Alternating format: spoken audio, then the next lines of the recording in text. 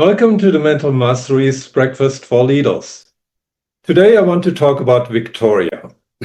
Victoria was the CEO of a tech company, and the company was about 20 years old, and she started working there as a salesperson and worked her way up step by step to become eventually the CEO of the company. So what was the reason why coaching was considered for Victoria? Victoria got feedback through a so-called 360-degree assessment that she was overall quite respected because she had a lot of knowledge. She knew the company like almost nobody else. She knew the industry really well. However, the other side of the feedback was that she was considered distant, not inspiring, a bit overly skeptical, and just a bit dull. And Victoria obviously was not so happy about that part of the feedback, and she felt she had to do something about it. Now, to be fair, we cannot turn a frog into a tiger, but we can turn a frog into a nicer frog. And so that was really the ambition, that we tried to make her a bit more relatable, more likable, more inspiring, dare I say, have more charisma.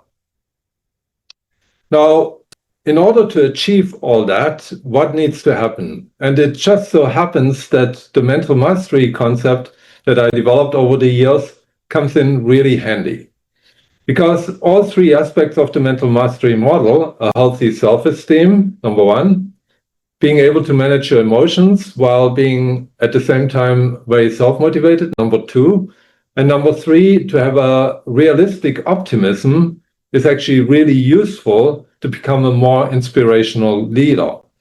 I'm not saying these are the only things that matter to become an inspirational leader, but without those, it's going to be really hard to be seen as more inspiring, more engaging, more likable. So we worked on all three. And the first one, in terms of healthy self-esteem, Victoria was mediocre in terms of self-acceptance, but was luckily very high in self-improvement. And I believe she would probably have not reached the CEO level if she didn't have that constant drive to keep improving herself.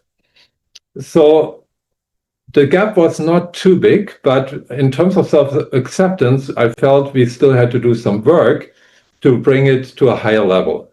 One of the things Victoria quite often did was she would compare herself with other people, and then she would feel bad about herself. And then she would think, oh, I'm not good enough. I'm not smart enough. I'm not whatever. And they have achieved already so much more than me, or they are so much better than that, or they are whatever. So these kind of comparisons are actually not useful if you beat yourself up. They can be useful if you take them as opportunities to learn something where you could possibly improve. So, for example, if I think one of my schoolmates at school leads now a much bigger organization than I do. Both are CEOs, but his is maybe a company of multi-billion dollars. Mine is only a company of maybe $30 million. Then I could start to think, oh God, I wasn't as successful as that person. I feel bad about it. Not very useful. However, if I try to analyze what is it, what did this other person do, or what was it about this other person that allowed him to reach that level of running a multi-billion dollar business, maybe there's a thing or two I can learn from that person and maybe start to develop that in myself, and that can be useful. So one thing that she learned is that, yes, we can compare ourselves in certain aspects, and if we draw the right lessons, that's useful. But if we start to generalize that to, I'm not as good as her or him, therefore I feel bad about myself, that's actually a flawed way of thinking. Because we are just looking at one aspect of that person, not the whole person. We actually never know the whole person. Not even people who are close to us do we really know 100%. yes, we know them, of course, much better than other people. That's true. But do we know anyone 100%? Probably not. So making these kind of generic comparisons, she or he is better than me in general, doesn't really make sense. To say, yes, he or she is better in X and in Y, okay, that might be true. And maybe I can learn something from that. So that was the first aspect. The second aspect was emotional self-management. Now, she was not someone who got easily angry or easily upset, but she was a bit distant. She didn't show much emotions at all. Doesn't mean she didn't have emotions. So in her case, we had to work on her emotional self-awareness to notice her emotions more, think about it. How do they actually affect me? Are they useful or are they not useful? If they're useful, okay, maybe I can show more of that emotion. For example, if I feel a bit upset about something, she would kind of suppress that and not show it. And that could not be ideal. Number one, it's not very healthy to suppress emotions. Number two, maybe the other person should see that I'm not very happy about that. Again, we need to look case by case. I'm not suggesting you should always show your emotion, because sometimes your emotions are not that useful. And maybe then we need to think differently about it so that I change the emotion to a more resourceful emotion. So to kind of make her more visible in terms of emotions, because that creates also more connections. And also another aspect of emotional self-management is really about allowing ourselves to be vulnerable. If you ever heard of Brené Brown, she wrote books and she made many videos. One of the most watched TED videos is actually from Brené Brown about the power of vulnerability. And Victoria was someone who thought vulnerability is something we should never show.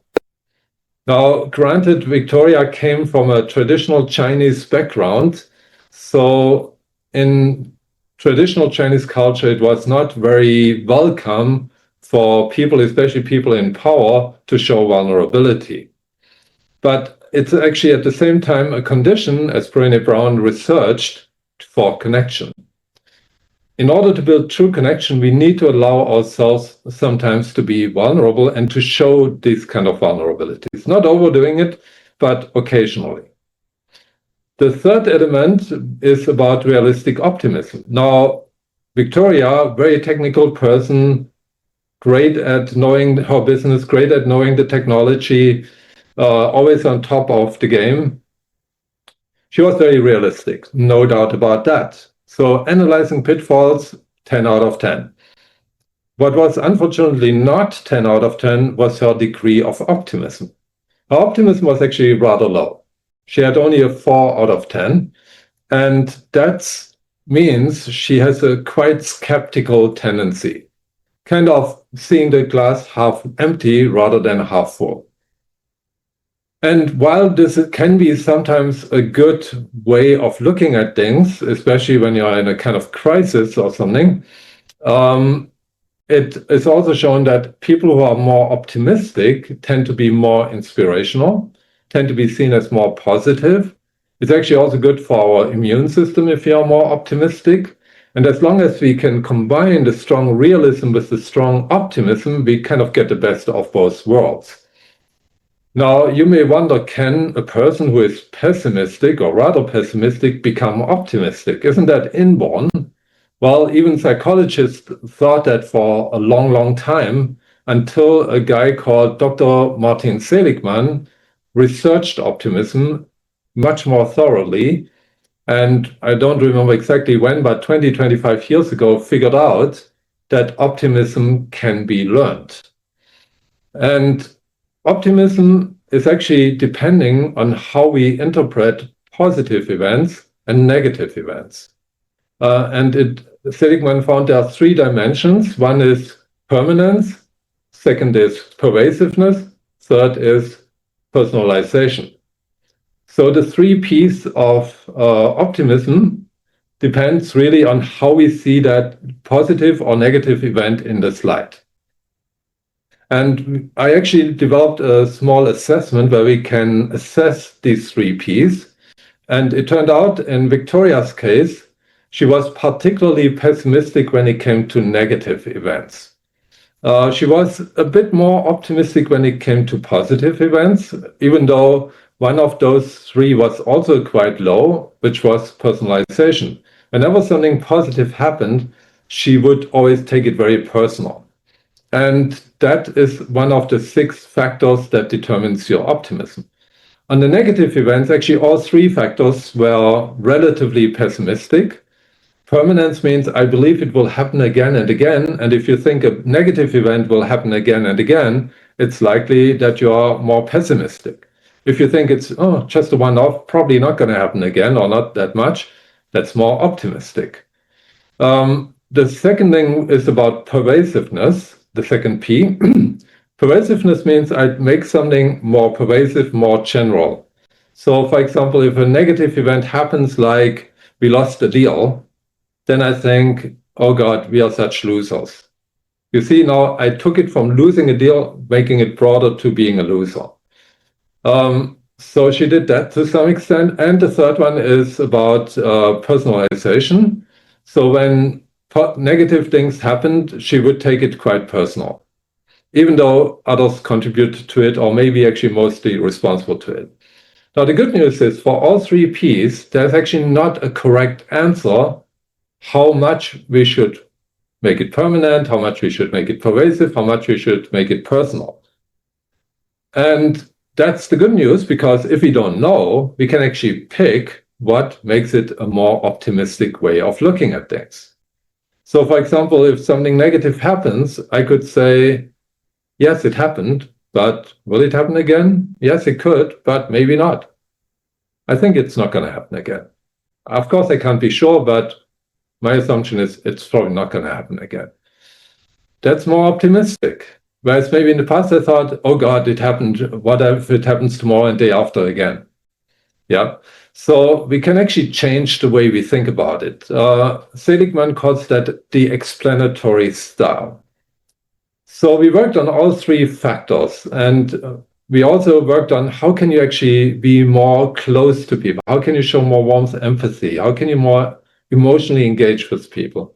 And step by step, Victoria really started to open up, started to change. Yes, she probably didn't completely change, but from the feedback I received later, apparently she was seen as a lot less dull than before, and people actually enjoyed more working with her.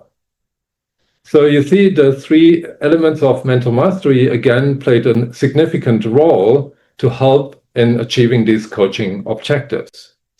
If you found this video useful, then please subscribe, share your comments. Always curious to hear what you have to say.